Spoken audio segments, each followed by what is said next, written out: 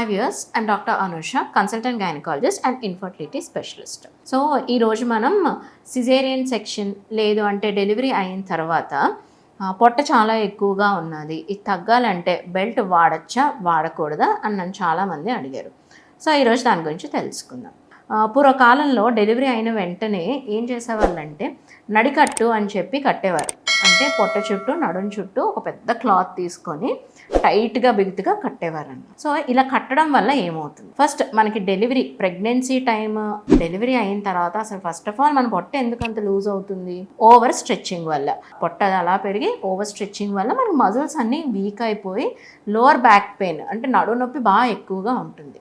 So ఈ belt use చేయడం వల్ల లేదంటే ఏదైతే ఈ నడికట్టు అని పూర్వకాలంలో అప్పట్లో కట్టేవారో దానివల్ల ఏమవుతుందంటే నడుము మీద ప్రెషర్ పడకుండా కొంచెం స్ట్రెంగ్త్ వస్తుంది, సపోర్ట్ వస్తుంది. అట్ ద సేమ్ టైం ముందు బిగుతుగా అయిపోయిన మజిల్స్ అన్ని టైట్గా ఒక దగ్గర చేరడానికి ఈ బెల్ట్ అనేది యూజ్ చేస్తాం. ఈ బెల్ట్ ఎప్పటి నుంచి వాడాలి అని అంటే ఒక 2 months నుంచి, అంటే డెలివరీ అయిన 2nd month నుంచి మీరు ఈ బెల్ట్ అనేది వాడుకోవచ్చు.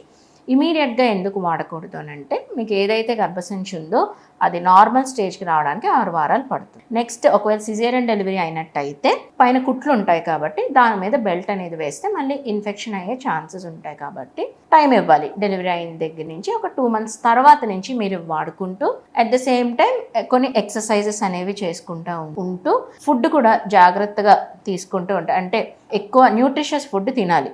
ఓన్లీ రైస్ ఒక్కటే తింటే దాంట్లో మనకి ఎటువంటి న్యూట్రిషన్ రాదు. మంచిగా ఎగ్స్ తినాలి, ఫిష్ తినాలి.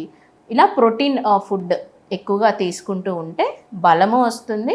అట్ ద సేమ్ టైం మనకి మజిల్స్ ఏవైతే ఉన్నాయి, కండరాలు ఏవైతే ఉన్నాయో అవి బలపడి మనకి పొట్ట ఏదైతే వచ్చిందో అది మనకి హ్యాంగింగ్ లూజ్నెస్ అనేది కూడా తగ్గే ఛాన్సెస్ అనేది చాలా ఎక్కువ ఉంటాయి. Thank you.